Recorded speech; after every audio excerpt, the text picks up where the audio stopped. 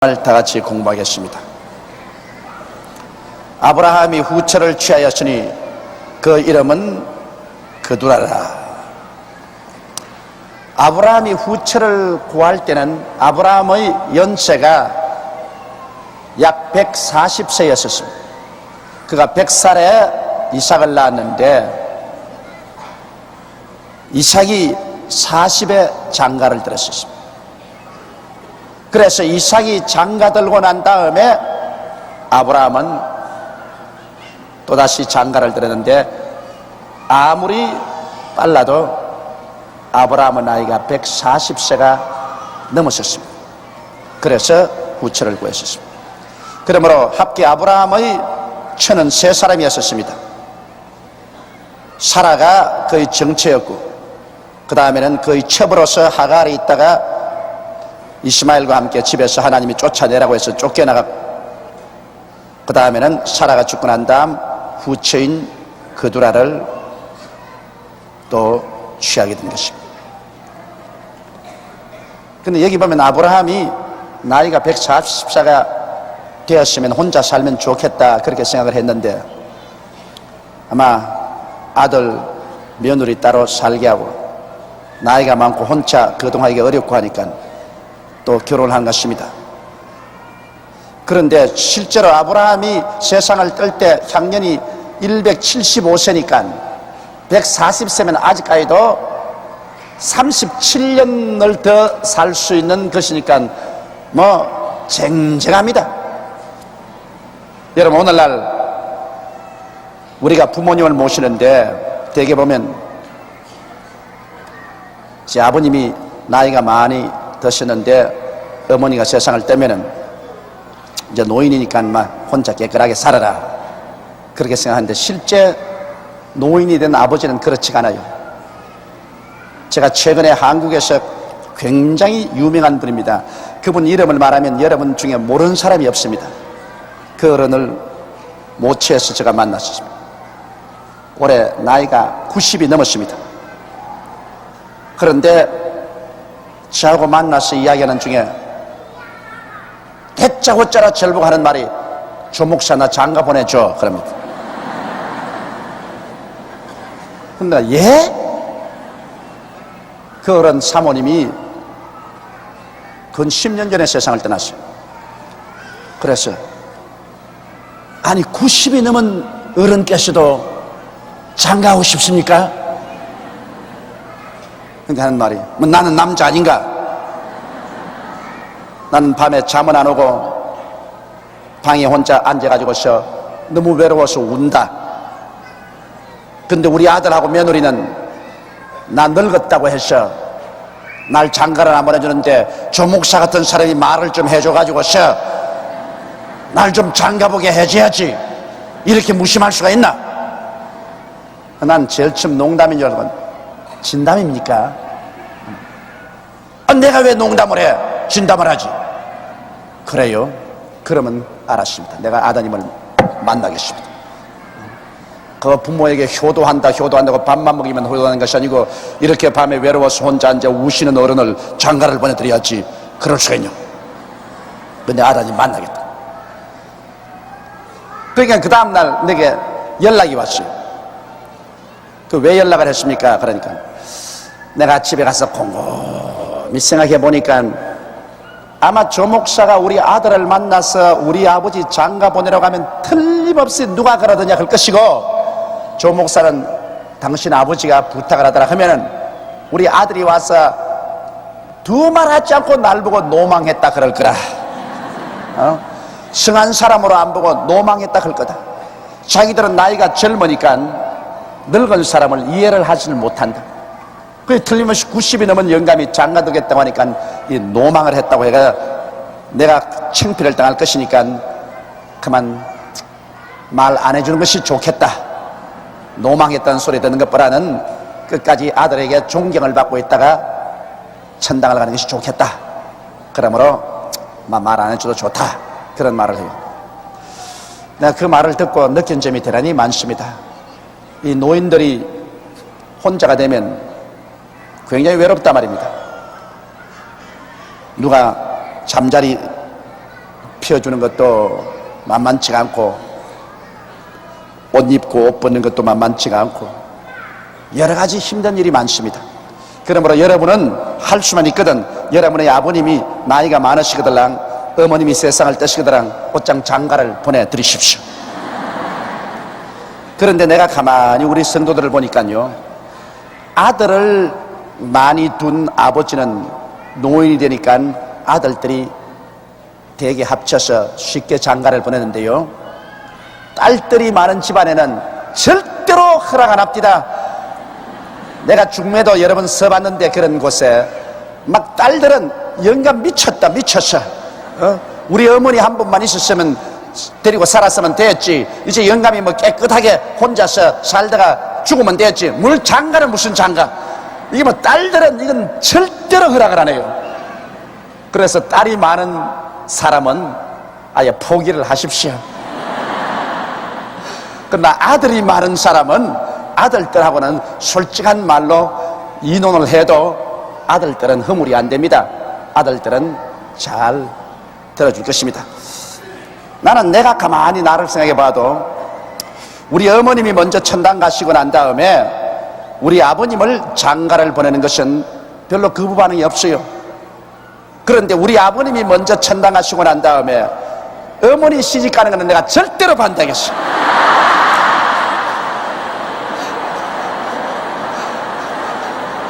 그럼 어머니를 내가 집에 모시고 내가 살지언정 어머니 시집 가는 것은 내가 상상을 할 수가 없어. 그 왜 그런지 모르겠어요. 아버지 장가 보내는 것은 내가 할 수가 있는데 어머니 시집 보내는 것은 내가 허락을 할 수가 없다. 마음에 거부 감정이 생겨서 도저히 허락 안 된다. 그러므로 여러분들도 딸들을 많이 가지고 계신 분은 아버지가 시집 가기가 장가 가기가 힘들고, 아들을 많이 가지고 있는 분은 어머니가 시집 가기가 힘이 듭니다. 다 그렇게 되어 있는 것입니다. 근데 아브라함은 140세에 또다시 장가를 가서 후처를 둬서 애를 많이 낳았습니다. 그가 시므란과 욕산과 머단과 미디안과 이스박과 수아를 낳았고, 많이도 낳았지요. 시므란과 욕산과 머단과 미디안과 이스박과 수아를 낳았으니 아들만 6을 낳았습니다. 140세 장가 들어가지고 있어요.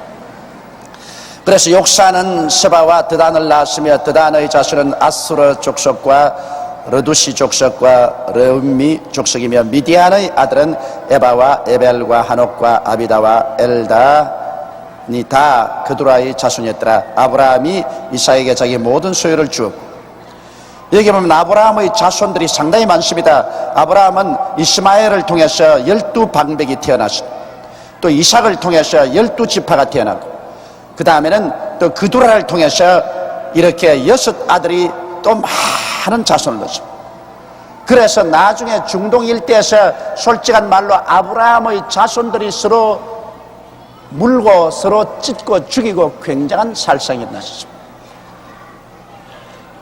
이러므로 결국에는 중동에서 아브라함의 자손들 간에 끊임없는 살상이 일어났습니다. 그런데 아브라함의 혈통에서 나왔다고 해서 여러분 모두 다 아브라함의 자손은 아니었습니다.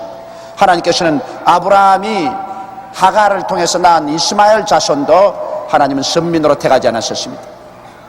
또 하나님께서 그두라를 통해서 6아들을 낳고 그 많은 자손이 있지만 그도 하나님이 택하지 않았었습니다. 하나님이 택한 사람은 오직 이삭을 통해서 낳은 자만 하나님이 택한 백성으로 삼아서 유대민족으로 삼았었습니다. 그러므로 보십시오. 아브라함을 하나님이 택했지만은 아브라함의 자손이라고 해서 모두 다 선민은 아닌 것입니다. 이처럼 여러분 교회에 나온다고 해서 다 구원받는 것은 아닙니다. 종교를 가졌다고 해서 다 구원받는 건 아니에요. 불교를 아무리 잘 믿어도, 유교를 아무리 잘 믿어도, 마호메토 교를 아무리 잘 믿어도, 유대교를 아무리 잘 믿어도, 그리고 교회 아무리 열심히 나와도 그 때문에 구원받는 것이 아닙니다. 종교 때문에 구원받는 것이 아닙니다. 구원은 하나님의 택함을 받아야 되는데 누가 택함을 받느냐? 예수 믿는 사람만이 택함을 받게 되는 것입니다. 예수 믿는 사람 이외에는 아무리 종교를 가지고 있어도, 아무리 성실하게 인생을 살아도 하나님과는 상관이 없습니다. 오직 그리스도 예수 안에서만 택함을 받고 하나님의 자손이 된 것입니다. 아브라함의 자손이 그렇게 많아도 이삭으로서 난 자만이 하나님의 택한 것처럼 오늘날 우리의 이삭은 바로 예수 그리스도인 것입니다. 우리 주 예수 그리스도를 통해서 태어난 사람만이 하나님의 택함을 받고 영생을 얻고 하늘나라를 상속으로 받을 수가 있습니다.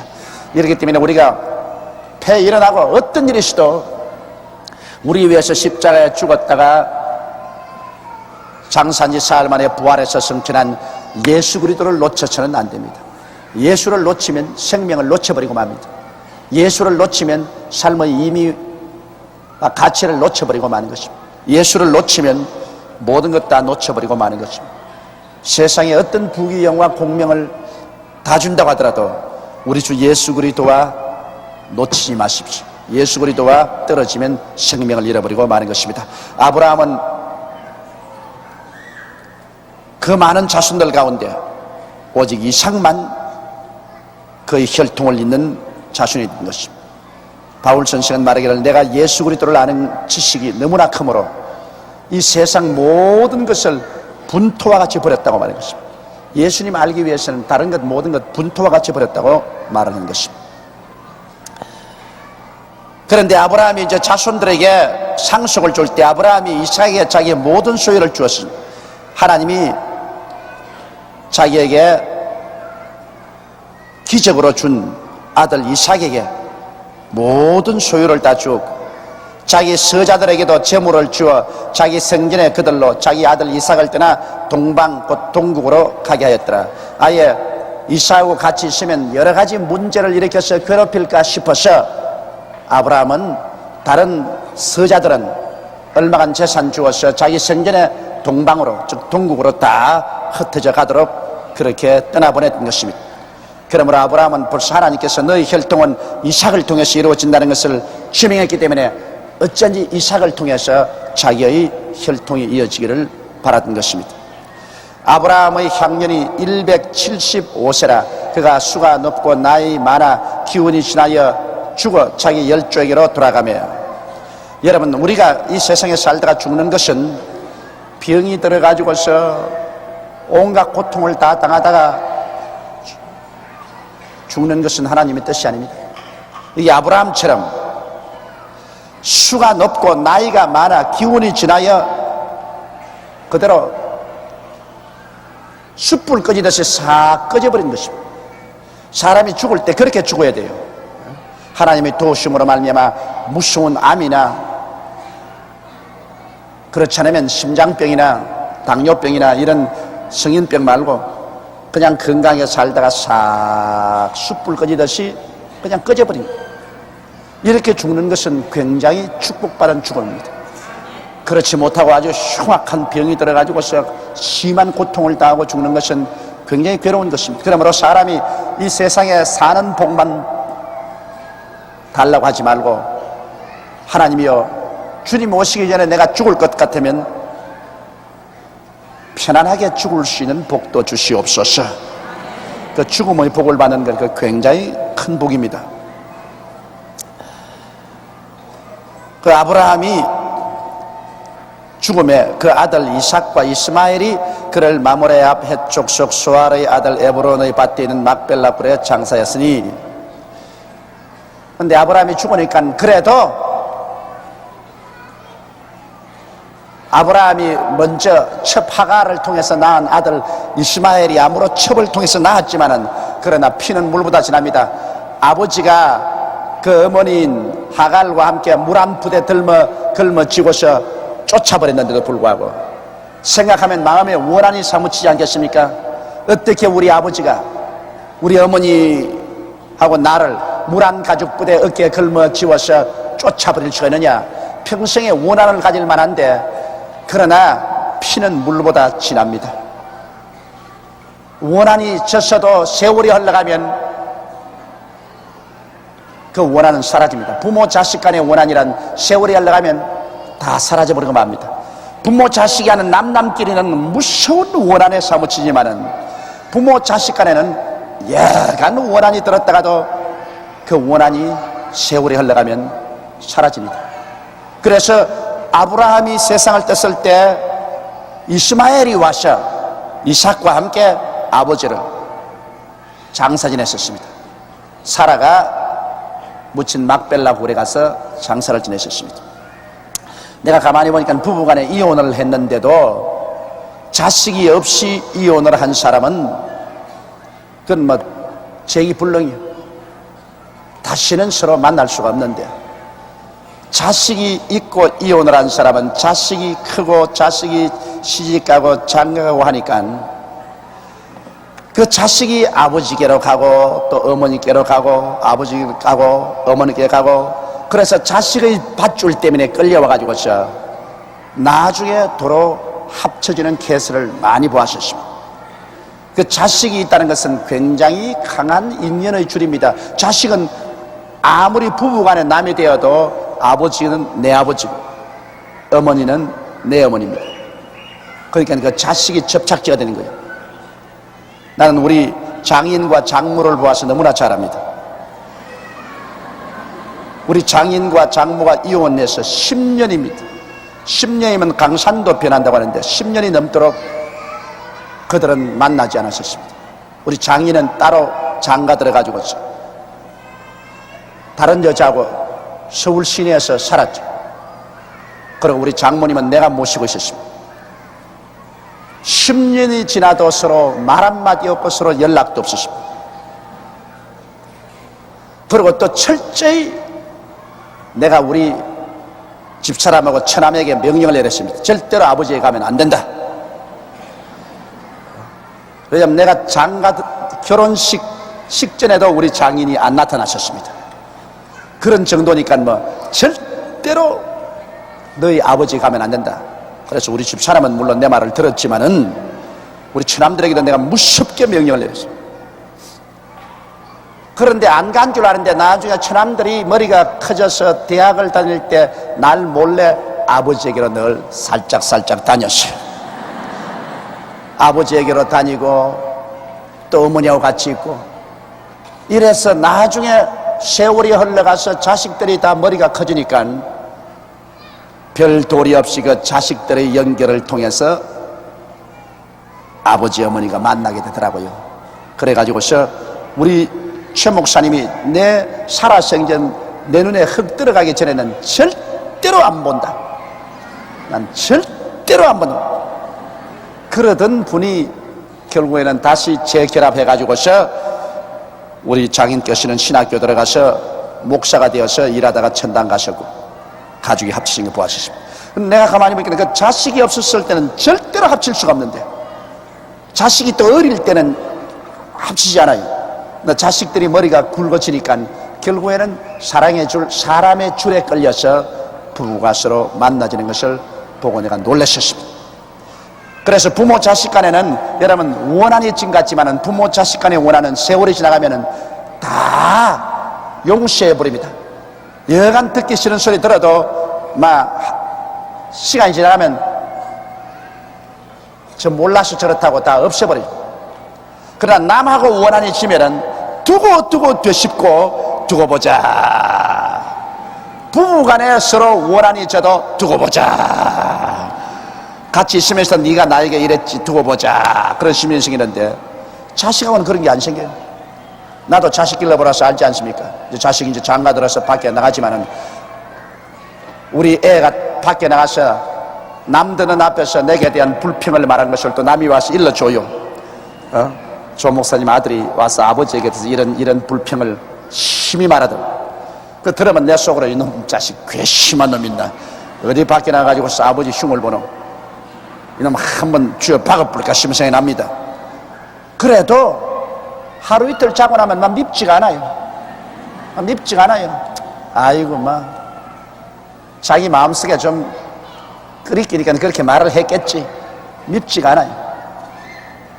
그러나 우리 형제가 가서 내게 욕을 했다, 내 친구가 다른 데 가서 욕을 했다면 아마 두고 생각을 할 것입니다. 두고 보자. 네가 어디 한번 보자. 나도 언제 너 한번 콧등을 때릴 날이 올 것이다. 이런. 그러므로 부모와 자식 간의 그 관계라는 것은 굉장히 진합니다. 그거 잊지 말아야 됩니다. 굉장히 진해요. 쉽게 그렇게 부모 자식 간의 인연이란 끊어지지 않습니다. 나는 이 이스마엘과 아브라함을 보면 크게 느껴요. 이스마엘 같으면 얼마나 원한해졌습니다. 울며 울며 그 어머니와 함께 정처 없이 집에서 쫓겨나는데 그래도 아버지 죽을 때 초상치러 왔었습니다. 와가지고서 육으로 말하면 그 동생인 이삭과 함께 아버지의 장례식을 치른 것을 보게 될 때 피는 물보다 진하다. 부모 자식 간의 사랑은 세상 그 무엇보다도 강하구나 하는 것을 느낄 수가 있습니다. 이것은 아브라함이 해쪽 속에서 산 밭이라. 아브라함과 그 아내 사라가 거기 장사되니라. 아브라함이 죽은 후에 하나님이 그 아들 이삭에게 복을 주셨고 이삭은 브엘라헤로아 근처에 가였더라. 여러분, 우리가 이 세상에 사는데 하나님의 복을 받아야 하는 일들이 다 잘 됩니다. 하나님께 저주를 받으면 하는 일이 다 꿰들어갑니다. 자꾸 꿰들어갑니다. 아무리 열심히 꿰들어가요. 그러나 하나님의 복을 받으면 하는 일마다 안 될 일들이 술술술 풀려갑니다. 여러분, 나와 같이 신명기 15장 다 같이 한번 찾아보십시오. 신명기 15장, 민수기 신명기 아닙니까? 신명기 15장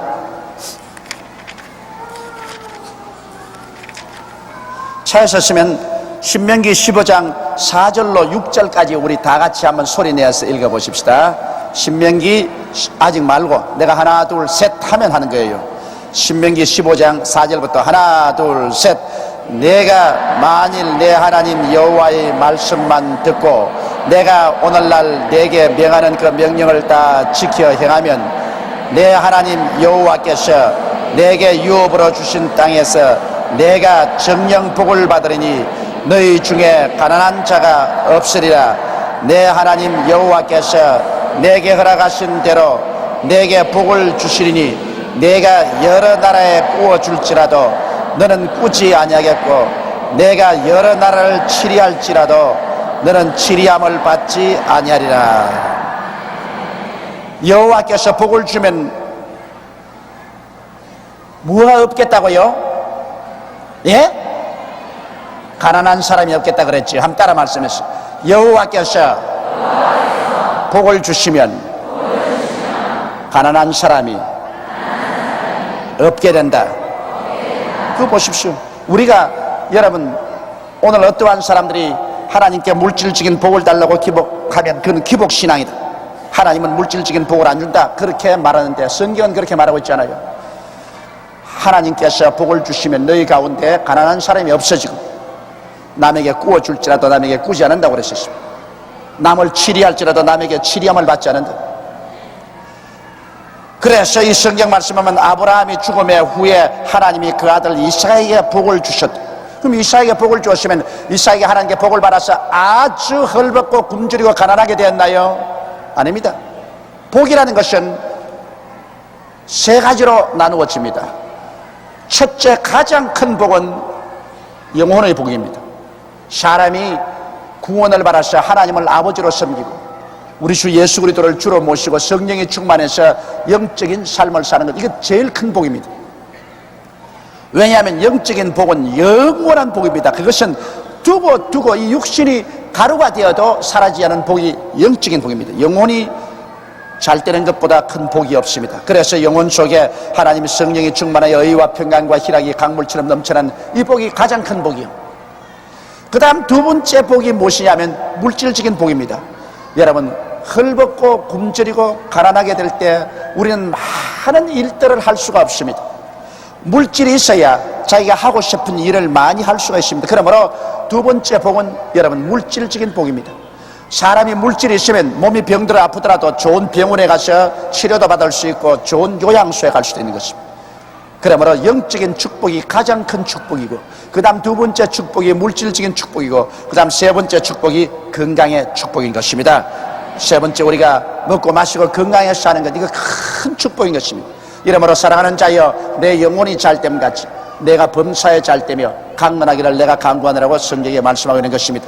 그런데 사람들이 대개 영혼의 축복을 버리고 자꾸만 세상의 물질만 따라가고 육신의 정욕, 안목의 정욕, 이 세상 자랑을 쫓아가기 때문에 하나님께서 영적인 축복을 주어서 영원히 살게 하고 영원히 복받게 하시려고 주님께서 손을 들어 치시는 것입니다.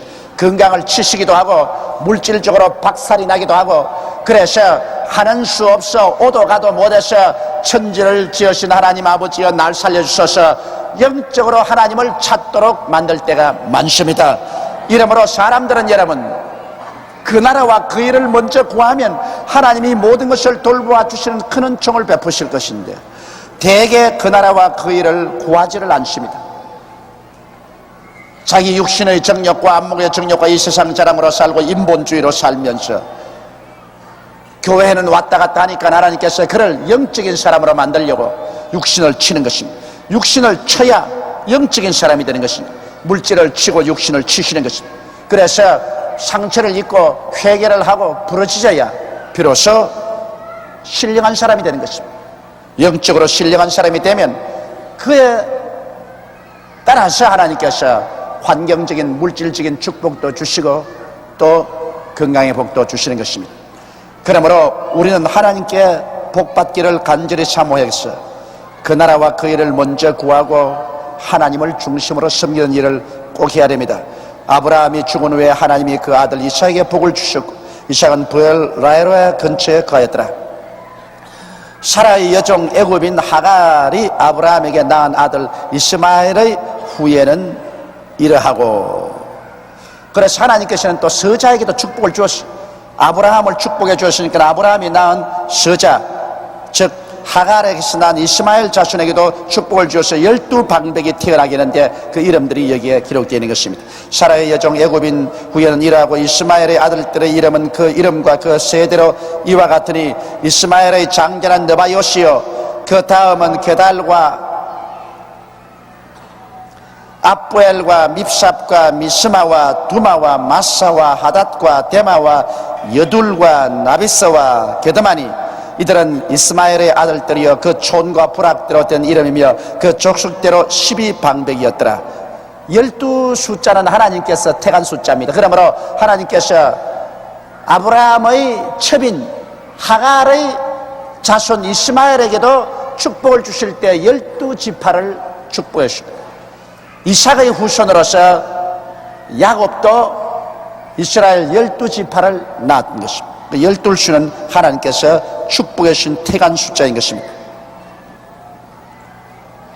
이스마엘은 향년이 137세 기운이 지나여 죽어 자기 열조에게로 돌아갔고, 그 자손들은 하윌라에서부터 아수르로 통하는 애굽 압술까지 이르러 그 모든 형제의 맞은편에 거하였더라.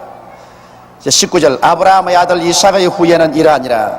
아브라함이 이삭을 낳았고, 이삭은 40세 리브가를 취하여 아내를 삼았으니, 리브가는 밧단 아람 족속 중 브두엘의 딸이요 아람 족속 중 라만의 누이였다.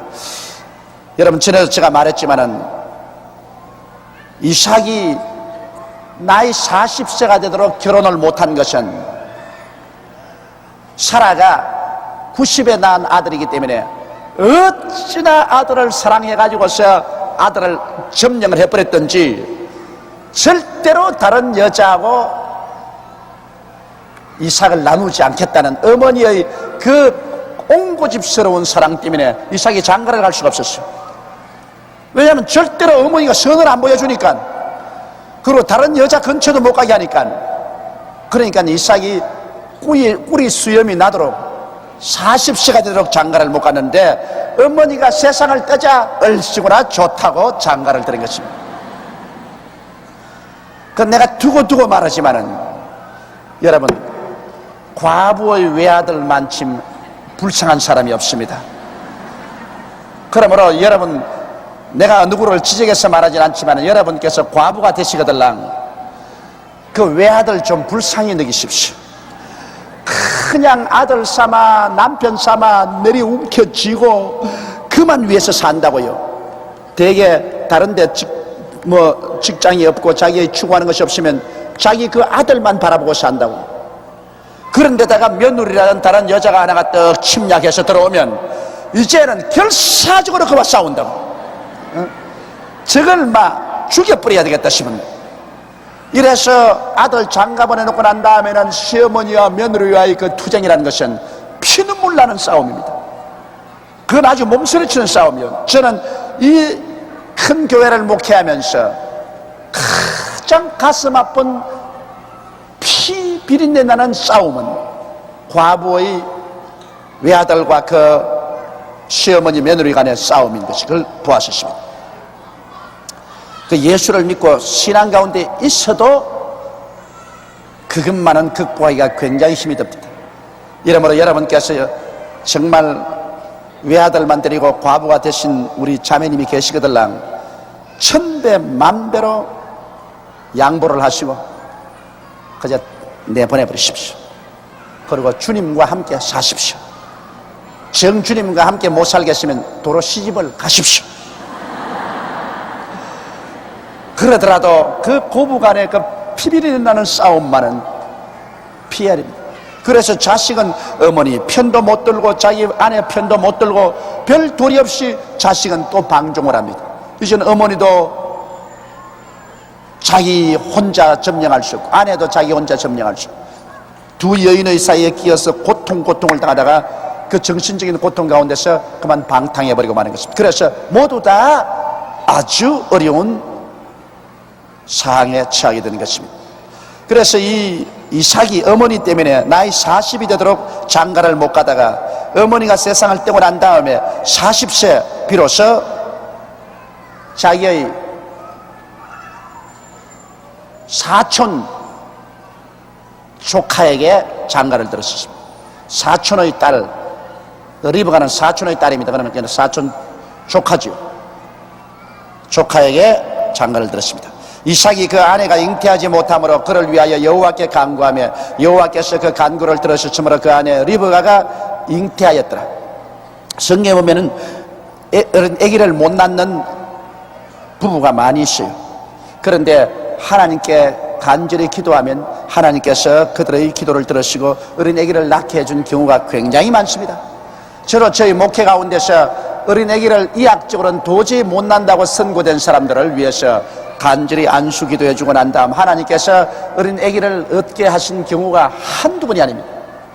그러므로 하나님께서는 잉태치 못한 여인으로 아기의 어머니가 되게 하신다는 시편 기자의 말씀대로 오늘날 또 기도를 응답하셔서 하나님께 구하면 하나님께서 자녀를 주십니다. 자녀를 얻지 못하시는 분은 낙심하지 마십시오. 오늘 또 어떤 우리 자매님 한 분이 결혼한 지 10년 동안 자녀가 없어서 고민을 하고 계시기에 저를 찾아오라 그랬습니다. 내가 안수를 하고 기도를 해줄 테니까 하나님의 성령의 능력으로 반드시 불임의 병을 고치시고 하나님께서 자녀를 얻도록 해주시는 것입니다. 이래서 리브가가 어린 아기를 낳지 못함으로 이삭이 마음의 결정을 하고 시간을 정해서 하나님께 간절히 기도했습니다. 그러자 하나님께서 응답하여서 리브가가 잉태하게 됐습니다. 아이들이 그의 태 속에서 서로 싸우는지라 그가 가로되 이 같으면 내가 어찌할까 하고 가서 여호와께 묻자온대. 그런데 리브가가 첫 아기를 잉태를 했는데 쌍둥이를 잉태했어요. 그 쌍둥이를 잉태시키는 배가 아주 남산만한데 뱃속에서 자꾸 두 놈이 싸우니까 그거 참 기가 막힌 일인 것입니다. 그냥 뱃속에서 안 싸우고 혼자 해서도 큰일인데 발로 자꾸 차서서 어린애가 어머니 뱃속에 있으면 배가 옆으로 나왔다가 저리 나왔다가 발로 탁 차고 그렇게 하지 않습니까? 그거는 어린 아기를 가진 부인하고 안 살아본 사람은 모릅니다. 나도 우리 희재 가졌을 때 보니까 이놈이 그냥 얼마나 세게 차는지 밤에 우리 집 사람 옆에 있다가 내까지 몸이 덜썩한다고. 그냥 발로가 그냥 탁 차버리거든. 그러니까 자다가 깜짝깜짝 놀라.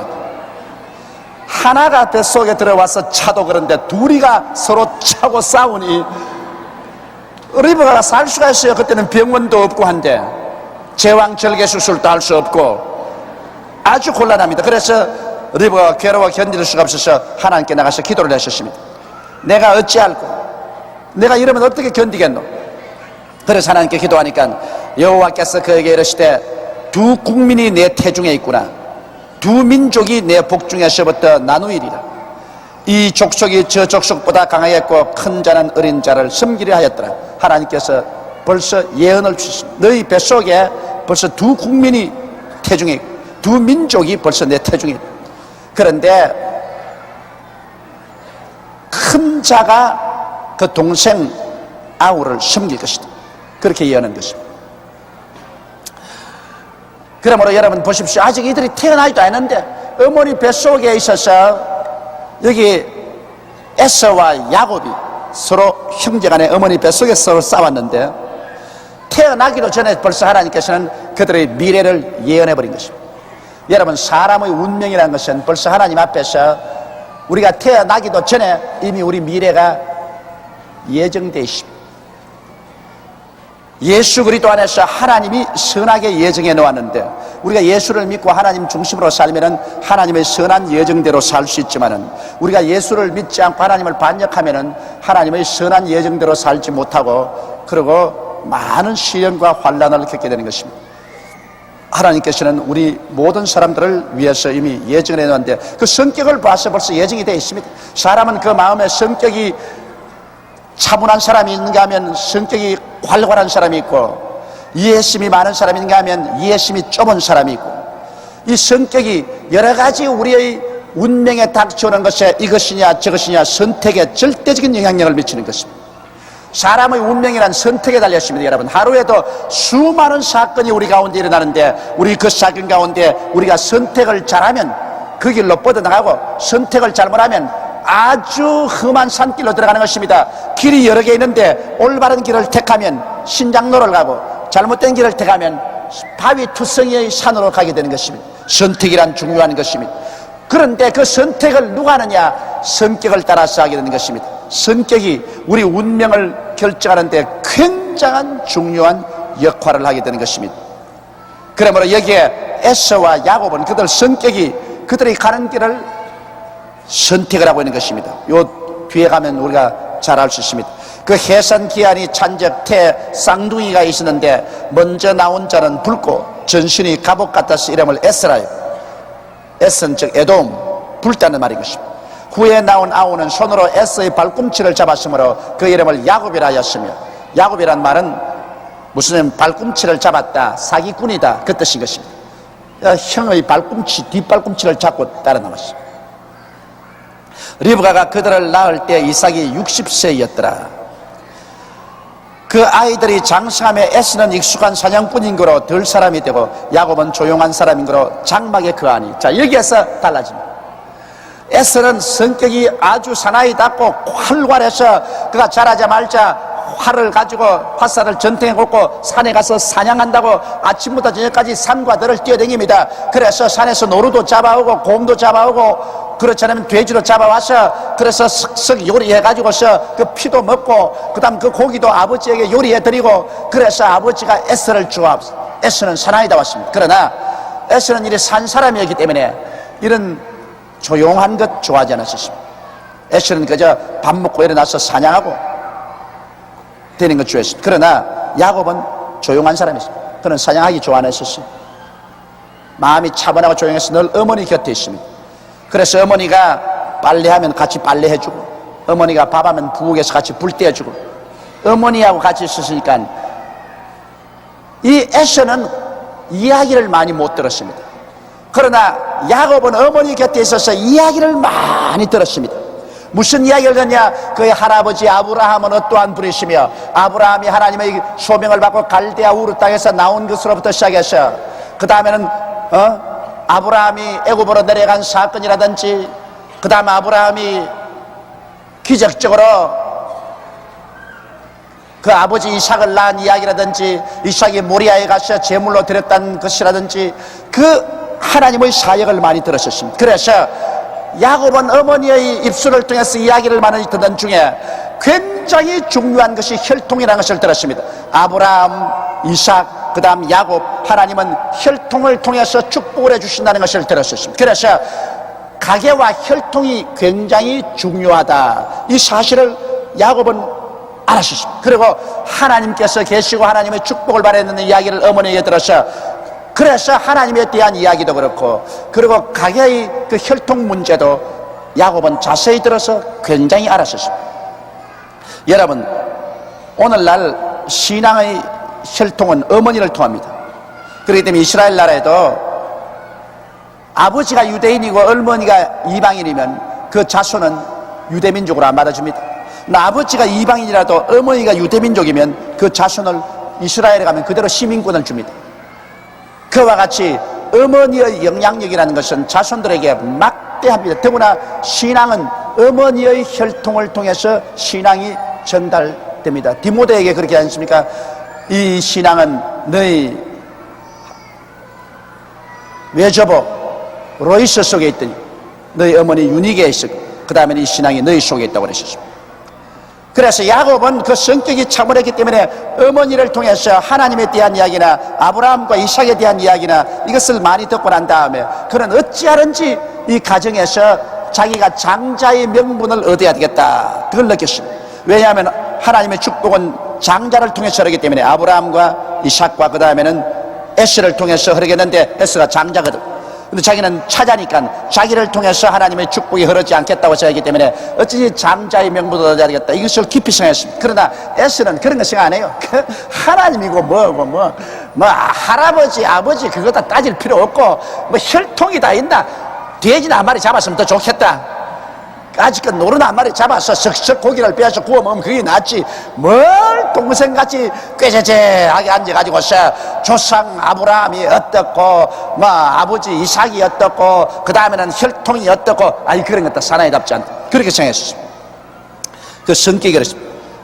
그래서 그 아이들이 장성하며 에스는 익숙한 사냥꾼인 거로 들 사람이 되고 야곱은 조용한 사람인 거로 장막에 거하니 이삭은 에스의 사냥한 고기를 좋아하므로 그를 사랑하고 리브가는 야곱을 사랑하였다. 자, 아버지의 사랑을 에스는 받았고 야곱은 어머니 사랑을 받았는데, 여러분 이 세상에 가만히 보면 아버지 사랑을 받는 것보다는 어머니 사랑 받는 게 나아요.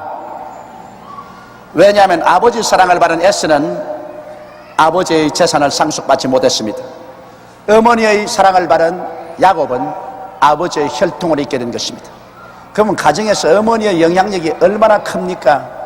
어머니에게 잘못 보였다가는 박살납니다. 아버지에게 아무리 잘못 보여도 어머니가 자꾸 중개를 서면은 아버지 마음이 녹아져 버립니다. 그러나 어머니하고 딱 마음이 틀려놓으면, 어머니가 자꾸 아버지 앞에 가서 자식을 참수하고 뒤틀어 놓으면 그 자식을 도와줄 수가 없어요. 그러므로 어머니의 위치라는 것은 굉장히 중요합니다. 자손들이 어머니를 잘 받들고 어머니에게 잘 보이는 것이 역시 아버지에게 잘 보이는 것과 꼭 한 가지인 것입니다. 어머니 제껴놓고 아버지만 붙잡으면 된다고 하면 그건 아주 박살납니다. 그래서 에스가 어머니 같은 거 필요 없다, 나는 우리 아버지하고 직통한다고 해서 그냥 사냥한 고기를 구워가지고 아버지에게 대접하고 아버지만 좋게 했는데 나중에 어떻게 했습니까? 어머니에게 밑비었다가 박살나버리고 말한 것입니다. 어머니는 자기 좋아하는 야곱을 잘 받들어가지고서 결국에는 자기 남편인 이삭이 야곱을 축복해서 후손이 되게 하도록 혈통을 잇도록 하는 그 일을 어머니가 이루어 놓은 것입니다. 그러므로 이삭은 에서의 사냥한 고기를 좋아하므로 그를 사랑하고 리브가는 야곱을 사랑하였더라. 야곱이 죽을 쑤었더니, 야곱이 이제 어머니 도와서 부엌에서 아주 죽을 쑤었어요. 막 콩죽을 쑤은 것입니다. 붉은 죽이니까. 에스가 들에서부터 돌아와서 심히 곤비하여 아주 배가 고프고 힘을 지나니까 야곱에게 이르되, 내가 곤비하니 그 붉은 것을 나로 먹게 하라. 죽 좀 다오. 그러므로 에서의 별명은 에돔이더라, 즉 붉은 것입니다. 야곱이 가로되, 형의 장자의 명분을 오늘날 내게 팔라. 자 보십시오. 늘 마음속에 나가 장자가 못된 것을 원한으로 삼고 있다가 장자가 될 기회를 늘 노리고 있다가 형이 와서 아유 그 팥죽 좀 내게 달라 그러니까 야곱은 그 기회를 노려서 형이 장자의 명분을 내게 팔라, 내가 팥죽 하나 줄 테니까. 그건 야곱은 어머니에게 이야기를 잘 들어서 가문을 존중히 여기고 혈통을 존중히 여기고 있었습니다. 그러므로 야곱이 가로되, 형의 장자 명분을 오늘 내게 팔라. 에스가 가로되, 내가 죽게 되었으니 이 장자의 명분이 내게 무엇이 유익하리요? 보십시오. 에스는 전혀 하나님에 대한 두려움이나 아버지와 할아버지의 혈통에 대한 관심이 없습니다. 내가 배고파 죽겠는데 뭐 장자고 차자고 까짓것 그게 내 무슨 소용이 있느냐, 팥죽 한 그릇보다 못하다. 이것이 바로 에서는 육신의 사람이요, 야곱은 신앙의 사람인 것을 분별하고 있는 것입니다. 여기에서 에서의 성격과 야곱의 성격이 운명을 결정짓습니다.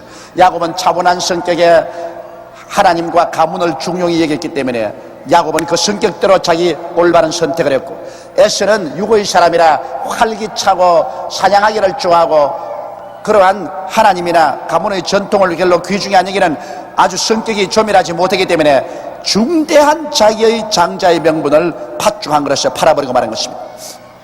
야곱이 가로되 오늘날 내게 맹세하라. 에서가 맹세하고 장자의 명분을 야곱에게 판지라. 팔아도 너무 허무하게 팔았습니다. 팥죽 한 그릇에 그냥 거대한 하나님의 축복을 팔아버렸습니다.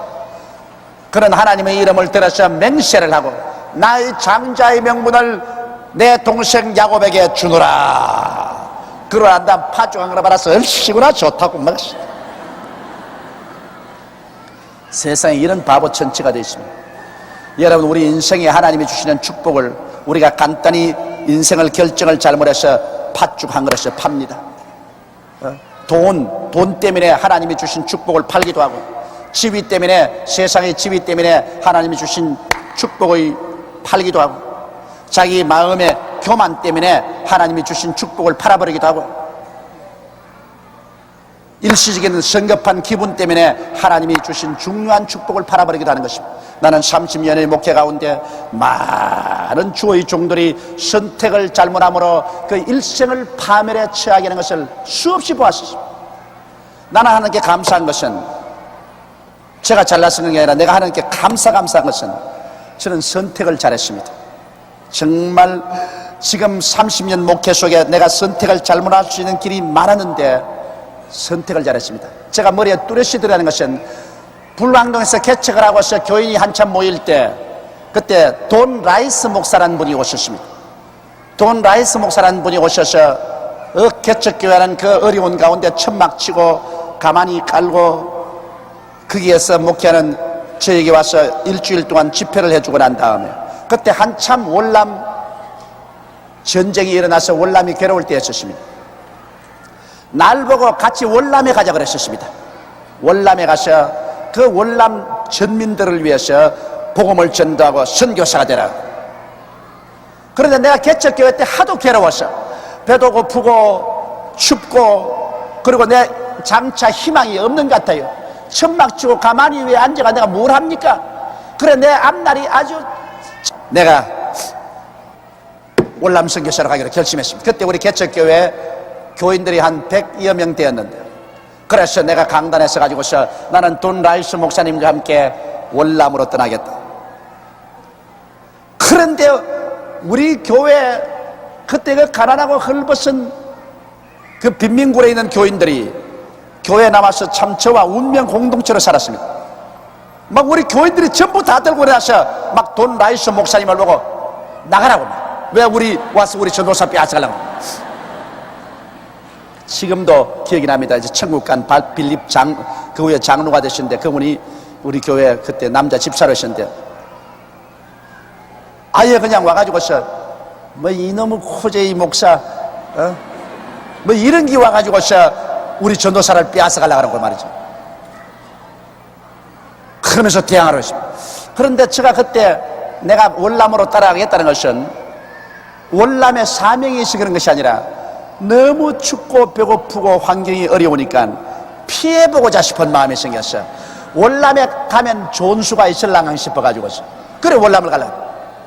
그런데 교인들이 막 땅을 치고 울고 기도를 하고 하는데, 내가 가만히 기도를 해보니까 안 되겠어요. 월남 가는 것이 하나님 뜻이 아닌 것 같았습니다. 그래서 그때 월남을 안 가기로 작정을 했는데, 내가 지금 생각해보면 그때 월남 갔더라면 나 박살 났어요. 위기 일반입니다 지금 돌아보면. 그런데 월남을 안 가고 불광동에 그대로 남아있어서 교인이 600여 명이 되도록 되었기 때문에 제가 시내문에 나왔습니다. 그 다음 또 한 번 제가 선택에 중대한 것은, 제가 불광동에서 교인 600여 명을 거느리고 목회를 한 내가 서대문에 나올 때, 서대문에 미국 하나님의 성회에서 존 허스턴 목사님을 보내가지고서 그곳에 땅을 사고 철골로 건물을 지었습니다. 그때만 내 힘으로는 서대문 땅 사고 철골로 건물 지을 힘이 전혀 없어. 내가 무슨 힘이 있습니까? 저 불광동 가만히 있기 위해 있는 사람이. 그런데 내 일생에 중대한 기회가 왔습니다. 왜냐하면 그 허시던 목사님이 나와 함께 목회를 하자. 그래서 서대문에 땅을 사고 교회 건물을 지어서 제가 불광동 교회를 사임을 하고 서대문으로 나왔는데, 서대문에 나오자마자 허시던 목사님이 나를 자기 개인의 통역으로 만들어버렸습니다. 나는 강단에서 설교하던 사람이 이제는 강도권도 잃어버리고 3년을 허시던 목사님이 나를 통역으로 쓰는 것입니다. 이건 뭐 주일날 나와서 늘 통역만 하고, 수요일날 또 통역만 하고, 금요일날 통역만 하고. 사람이면 아직 죽겠어요. 왜? 내가 직접 목회하던 사람이 목회를 저버리고 이제 통역만 하고 허시던 목사님 시킨대로 따라다니는데, 내가 나중에는 우리 집 사람 보고 그런 이야기를 했습니다. 내가 밖에 나가서 깡통을 차더라도 난 내대로 독립해 나가겠다. 내가 이게 뭐냐, 목회하던 사람이 미국 사람 통역이 돼가지고, 그것도 또 목사님이 설교를 잘하면 내가 신바람나게 통역을 했는데, 통역할 때마다 죽겠어. 왜냐면 나보다 더 못하니까. 내 생각으로는 나보다 훨씬 설교를 못한단 말이에요.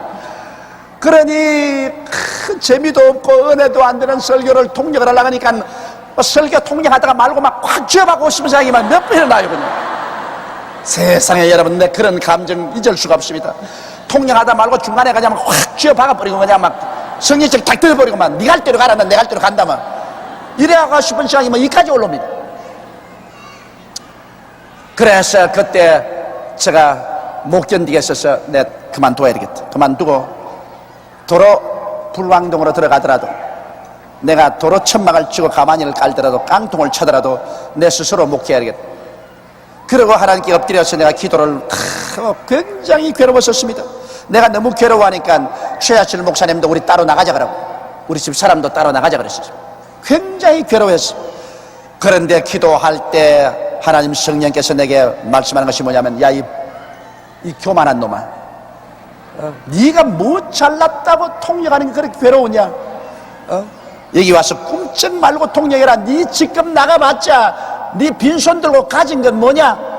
지금 가면 거지 대장이다.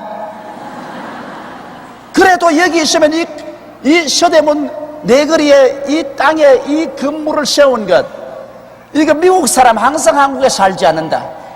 미국 사람은 여기 있다가 떠나가면 그 다음은 네가 여기에 오랫동안 수고했기 때문에 이 교회가 너 차지가 된다. 이 발판 안 잡고는 너 앞날이 새카맣다.